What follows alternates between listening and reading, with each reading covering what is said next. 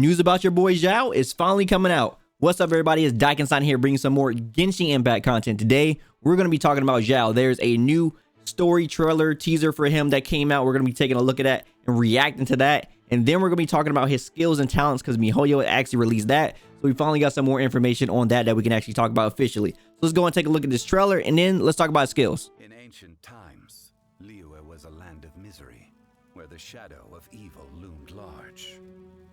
As slain gods fed, Oh, is this Zhong Li talking? Vengeful wrath cursed the world, manifesting in infernal forms. When demons stirred, miasmas, monsters, and mutations. Oh man, this is so good looking. Then I do like when they use the 2D art stuff. To vanquish the demons. Ooh. They swore an oath. Oh, is that an Archon form? Slaughter, purge evil through battle.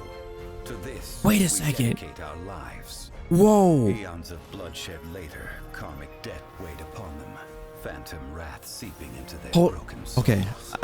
After a second, I swear that was Ganyu. Turned on each other, or succumbed to the darkness. Of the five forms, Look like Azura or something. To three, while the fourth vanished without a trace. Hmm. In the millennia since, one conqueror of demons remains the sole surviving Yaksha Conqueror of in demons. the mortal realm. And only on moonlit nights, in the glow from Guyon, and Oh, in look the at Venti. sound of the Dihua flute, is his memory preserved. Man, that looks sick. All right. Now, before we get into there, what do you guys think? Is that Ganyu? Let me know, guys. Let me know if y'all think that's Ganyu. Looks like Ganyu. Pretty sure that has to be Ganyu, right? It looks like her. I don't know. I gotta look into it, but it looks like her. Anyway, let's talk about his skills real quick. So this is the Adeptus Xiao, the Vigilant Yaksha, right here, the Conqueror of Demons. So it says Xiao is going to be a highly mobile burst damage dealer. And he's going to sacrifice his life to obtain more damage, pretty much. So that's always been how he was, even in the betas. Basically, when he go inside of his elemental skill, he basically puts on the mask, he dons the mask, and he basically loses HP and at the cost of more damage and some other special properties. His normal attack is going to be Whirlwind Thrust. Nothing too crazy right here. Of course, it's going to be the normal attack, perform up to 6 rapid slashes like we see here. Now, this new thing, Charge Attack, assumes standard to perform an upward thrust. Now, the thing that it was before, guys, his unique Charge Attack was the mechanic of just doing the plunge attack. The plunge attack was only unique to him at first, but they gave it to all the characters. And so his charge attack was unique to where he can only do it in the air. Now they gave him a brand new charge attack that's going to be somewhat of an upwards attack, as it said like that. So it's going to be a charge attack, as you can see right there. Now, I don't know if this attack is actually going to launch opponents. It may launch smaller enemies, but I don't think it's going to be doing anything like Jean, where it's going to be launching bigger enemies. I don't think that's what it's going to do. But maybe smaller enemies, it'll be able to launch them, and then maybe he'll be able to jump off that, especially when he's inside of his elemental burst. That'd be pretty cool. Be able to launch him in the air, jump with him, and then slam him back down from the plunge attack. That'll make some sick combos, especially if he can like launch them and then use his E ability and then like plunge him down, stuff like that. But we'll talk about his E ability right here. This is going to be the Lemniscotic Wind Cycling. So performs a high-speed dash, dealing animal damage to enemies in the path. Can be used while airborne. So once again, he has the unique ability to be able to do it airborne as well. The other unique thing, well, used to be unique, was the plunge attack as well for him. Now, the cool thing about this is it's going to start off with 2 charges at C0. That's the thing about it. So C0 is going to start off with 2 charges. Now, his constellations may give him extra charge or something. We don't know anything about his constellations yet, but if it do, that'll be, you know, even more damage for him. But this is already really good, simply because obviously he can do it twice. So it's going to give him more damage opportunities, and he can go back and forth. So because it goes through enemies that you see, so even when he's fighting enemies like boss and stuff, he'll go through them. But if you want to maintain the position that he's at, he can do it like, you know, 2 quick slashes like bam bam, so he can go through and then come back to the other side, so he can always keep the position. So that's always really good that he can actually do that. Now when he's in the air, I believe he pulls the enemies a little bit too, from, if I remember correctly, inside the beta, which is pretty good. So, you know, if you're going to be doing it, you'll be able to hit them like that and then slam down. They're going to increase his elemental his area effect skills as well when he's in his ultimate. I remember that from the beta. I'm pretty sure they're going to say it here. This is Bane of All Evil. This is his elemental burst. This is going to be where he dons the Yaksha mask, you can see. So it greatly increases Xiao's jump ability. So he's going to be jumping higher than any other character in the game. He's going to jump extremely high, and he's going to be able to do massive damage from his plunge attack.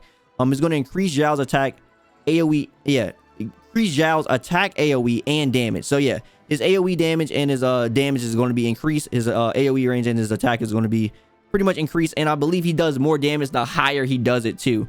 So the higher he does it, the more damage he does. I believe there is a like maximum amount, but you know, pretty much it's saying from the higher he does it, he's going to get more damage. And that's pretty much why they like extend his height so he can get more damage on it naturally. Now the cool thing about this is, of course, it's going to basically convert his damage to animo damage. I believe even his basic attacks even convert to animo damage, but it cannot be overwritten by any other elemental infusion. So if you got, say, like a Bennett on the team or something like that, and you do have a C6 Bennett, if you did do C6, you know, he does the infusion or whatever, he's going to take priority, and you don't have to worry about you doing fire attack. You can stick with your animo because his override everything. His does not be overridden by anything else. So really good on that. In this state, Xiao will continually lose HP. As we were saying before, he basically sacrifices HP to do more damage. So basically, you know, having a decent HP pool on him or something be pretty good. I'm pretty sure there's going to be plenty of builds and stuff we're going to be able to see. That's going to be very interesting to see exactly how people are going to be using it. I know there's like I believe there's an HP spear or something like that. So yeah, cool things coming out with that. Now, of course, there's more story and stuff with them as well. Story, then there's voiceovers, and then there's going to be personal details. Now, one thing I want to relax people on when it comes to Xiao and his skills, it didn't say anything about swirl, as you can see, but as an animo character, he is going to have the ability to swirl off things. So if you're going to be having him on the field, having him with teammates that have long duration, other elemental skills that he can basically swirl off of when he's in his ultimate mode is going to be very beneficial for him, so he can actually get even more damage. Because like I said before, if he leaves that mode, if you switch him out, you basically leave the mode. So, you know, you don't want to basically switch him out when he's just in a super, because you basically lose your super and stuff like that. So you don't want to do that. So keep him inside that mode. And obviously, we don't know anything about as far as officially what his materials that he needs and stuff. But of course, you know that you're going to be needing the animo materials. So if you are definitely going to be getting Xiao, then definitely start farming those animo cubes, because we only got a few more days, like a week and some change, before this bad boy start coming out. So yeah, let me know if Xiao is a character you are going to be going for. Let me know if this is your boy. Definitely want to see if you guys are gonna be pulling for him. Let me know if you're interested in his kit. How does kit sound to you? Definitely want to know how you guys feel about him, especially in the current you know, environment of the game with the characters that we have with Ganyu and stuff like that. How you guys feel about him, and you know, what is he bringing to the table and stuff like that, as far as team comps, and how you see him forming in Abyss and stuff like that. As I get my hands on him, I'll personally give you all my personal opinions once he is fully playable and I can like at least try him out inside the trial. I'll give you all my opinions on what I think about Xiao. Anyway, if you like anything I say today, drop me a like. I greatly appreciate it. And if you want to hear more from me, follow me on my socials. Also, don't forget to subscribe and turn on notifications so you know the next video goes live. As always, my name is Daikin, and I'll see y'all next time. Signing out.